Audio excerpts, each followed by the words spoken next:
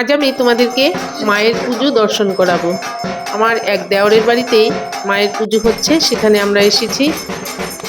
তোমাদেরকেও এই পুজো দর্শন করাচ্ছি। মা কালী হচ্ছেন দেবী আদি পরাশক্তি বা পার্বতীর এক রূপ। তাকে মৃত্যু, সময় এবং পরিবর্তনের কর্তা বলে মনে করা হয়।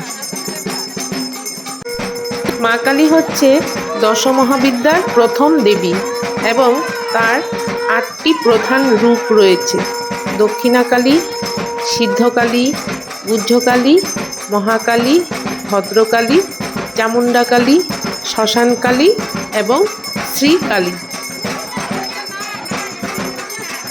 এবার বলি কালী শব্দের অর্থ কী। কালী শব্দটি কাল থেকে এসেছে, যার অর্থ সময়। তিনি সময়কে গ্রাস করেন এবং সময়ের ঊর্ধ্বে বিরাজমান।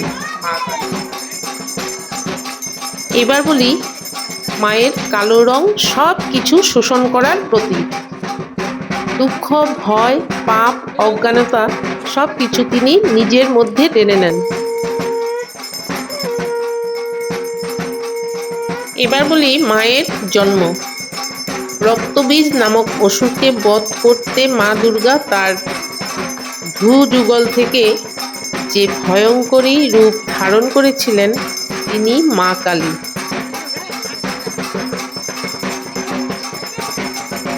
মায়ের গায়ের রং কালো।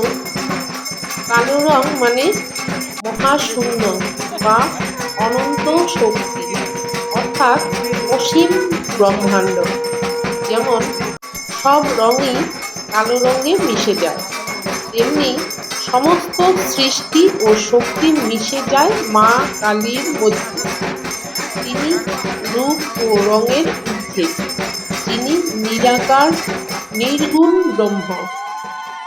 কালো রং হল ধ্বংস ও সৃষ্টি দুইয়েরই প্রতীক।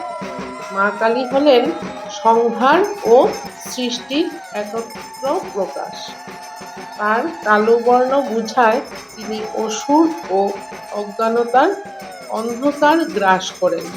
আবার সেই অন্ধকার থেকেই নূতন সৃষ্টি জন্ম নেয়, তাই তিনি ধ্বংসের মধ্যে দিয়ে সৃষ্টির মা।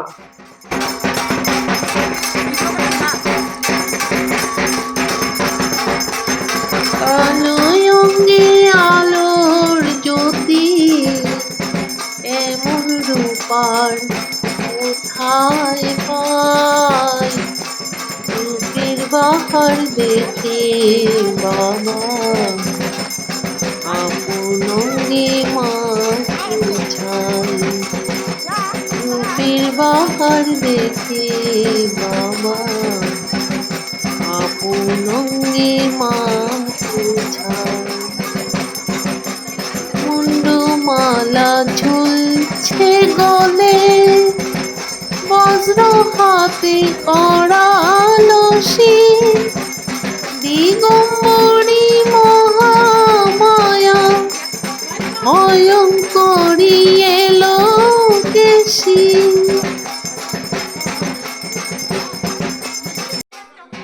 ভিডিওটি এখানেই সমাপ্ত করছি।